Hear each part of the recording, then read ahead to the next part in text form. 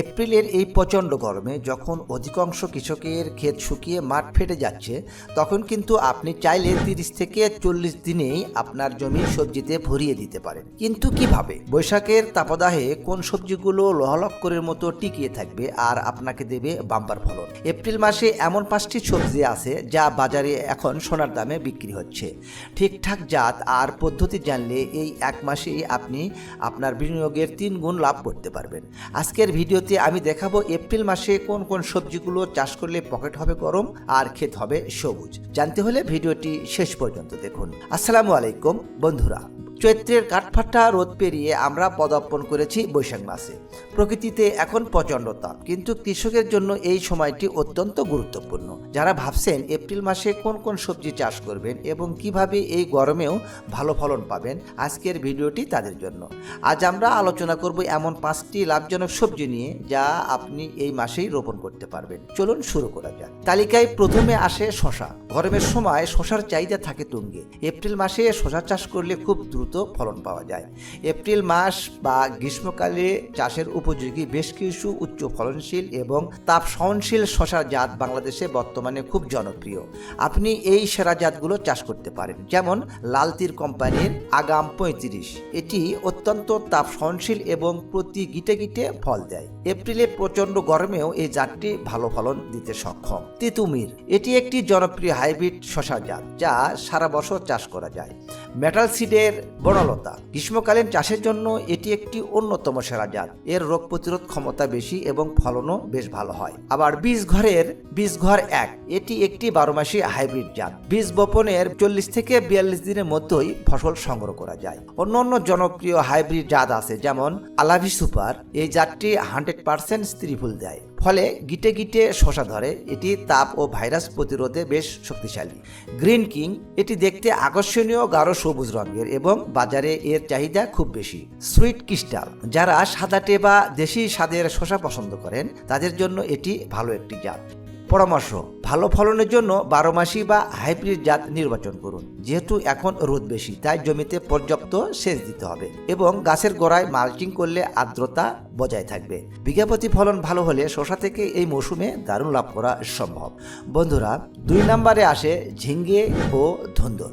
April মাসে অন্যতম জনপ্রিয় সবজি হলো ঝিঙ্গে এবং ধুন্দুল। এই সবজিগুলো খরা সহনশীল এবং গ্রীষ্মকালে প্রচণ্ড তাপেও ভালো বৃদ্ধি পায়। গ্রীষ্মকালে বা এপ্রিল মাসে খরতাপে চাষের জন্য ঝিঙ্গের এমন কিছু জাত নির্বাচন করা প্রয়োজন যা তাপ সহনশীল এবং ভাইরাস, যেমন মোজাইক ভাইরাস প্রতিরোধী। জনপ্রিয় উচ্চ ফলনশীল কিছু জাতের নাম, যেমন লাল তীর কোম্পানির তিথি।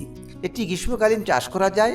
এটি চাষের জন্য অত্যন্ত জনপ্রিয় একটি হাইব্রিড জাত। এর ফল গাঢ় সবুজ এবং বেশ লম্বা হয়। আরেকটি হচ্ছে হিয়া। এটি একটি উচ্চ ফলনশীল জাত যা খুব দ্রুত ফলন দিতে শুরু করে। মেটাল সিড কোম্পানির সবুজ সাথী। এই জাতটি প্রচণ্ড গরমেও ভালো টিকে থাকে এবং প্রচুর ফলন দেয়। এর রোগ প্রতিরোধ ক্ষমতা তুলনামূলক বেশি। গ্যাটকোসিডের রূপসা, এটি একটি 12 মাসি জাত হলেও গ্রীষ্মকালেও এর ফলন অনেক ভালো দেয়। ফলগুলো বেশ মসৃণ ও সুস্বাদু।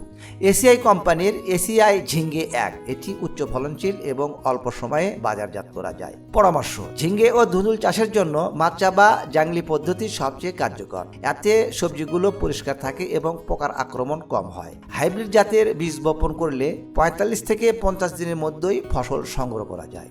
সম্মানিত ভিউয়ার্স, এই ফাঁকে একটি কথা আমি আপনাদেরকে বলতে চাই। বর্তমানে আমরা অনেকেই বাড়িতে বা বাণিজ্যিকভাবে পশু পাখি পালন করতে চাই, কিন্তু সঠিক তথ্যের অভাবে অনেক লোকসানের মুখে পড়েন। এই সমস্যা সমাধানের জন্য যে চ্যানেলটি সবচেয়ে বেশি কার্যকর ভূমিকা রেখেছে সেটি হলো দীপ্তরেজা।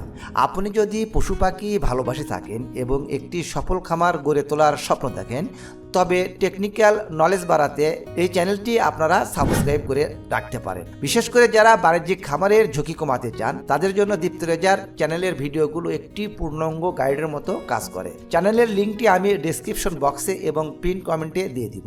অবশ্যই আপনারা চ্যানেলটি দেখে আসতে পারেন। ভালো লাগলে অবশ্যই সাবস্ক্রাইব করবেন। 3 নম্বরে আসে করলা বা উচ্ছে। তিতা হলেও করলা কিন্তু বাজারের বেশ দামি সবজি। এপ্রিলের গরমে করলার চাষ বেশ লাভজনক। গ্রীষ্ম বা এপ্রিল মাসে প্রচন্ড গরমে করলার চাষ বেশ লাভজনক, কারণ এ সময় বাজারে ব্যাপক চাহিদা থাকে। আপনি এই জাতগুলো চাষ করতে পারেন, যেমন লাল তীরের টিয়া, তাজ, মেটাল সিডের গ্রিন স্টার, বিজয়, এসিআই করলা 1। এছাড়াও অন্য অন্য জাত আছে যেমন বুলবুলি, গস করলা। এই জাতগুলি গ্রীষ্মকালে চাষের জন্য দারুণ, আর এই জাতগুলোর করলা বেশ বড় এবং ওজনে ভারী হয়। পরামর্শ: এ সময় মাছি পোকার উপদ্রব বাড়তে পারে, তাই বিষটোপ বা ফেরোমন ফাঁদ ব্যবহার করা বুদ্ধিমানের কাজ হবে। নিয়মিত ইউরিয়া এবং পটাশ সারের সাথে সুষম সার ব্যবহার করবেন, এতে গাছের শ্রীবৃদ্ধি করে ও ফলন বাড়ায়। 4 নম্বরে আসে চাল কুমড়া। যাদের হাতে একটু বেশি জায়গা আছে তারা অনায়াসেই চাল কুমড়া চাষ করতে পারেন। এপ্রিল মাসে এই গরমে চাল কুমড়া চাষ করা অত্যন্ত লাভজনক, কারণ এটি খুব বেশি যত্ন ছাড়াই প্রচন্ড তাপে ভালো ফলন দেয়। আপনি সেরা জাতগুলো চাষ করতে পারেন, যেমন লাল তীর কোম্পানির বাসন্তী, বিউটি, মেটাল সিডের সবুজ সাথী, সুপ্রিম সিড কোম্পানির উজ্জ্বল।